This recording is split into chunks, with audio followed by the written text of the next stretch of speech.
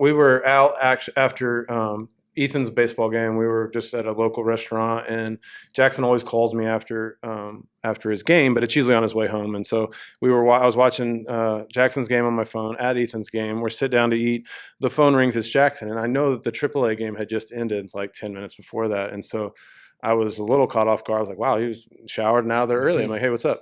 He's like, hey, and in typical Jackson Holiday fashion, he's like, yeah, so you probably should try to come to Boston tomorrow. And I was like, are you? He's like, yeah, I just got called up. And so he's just, it's just a picture of who he is. And so, of course, Leslie's sitting here, and our young son and daughter are there, and I'm like, hey, Jackson got called up. They're excited, and I'm like, did you call Ethan? And he was with his, had just finished his game, and he's like, I'll call him. So in typical Jackson fashion, he didn't come across. I mean, I know he was excited, but it's just, it's just who he is. And so immediately, it's I don't know, probably 10 o'clock, 9:30 Central, and he was going to Boston and would be playing the next night in Boston. So, we have 5 people. Then we were going to take my dad, so we have 6 or 7 people that we're trying to get to Boston, and trying to get from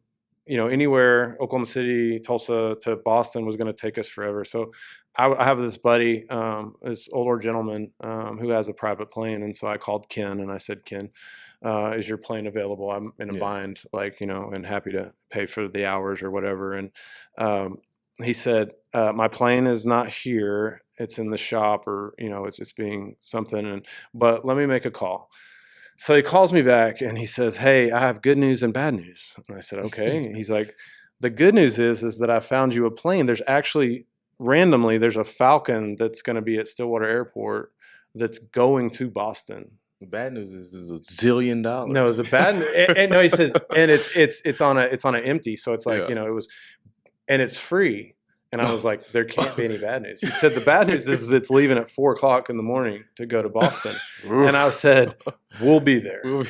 So absolutely. We got a free flight on a Falcon that seats probably 15 or 16 from Stillwater Airport, which is 5 minutes from our house, to landed in Boston. We were there at like 6 a.m.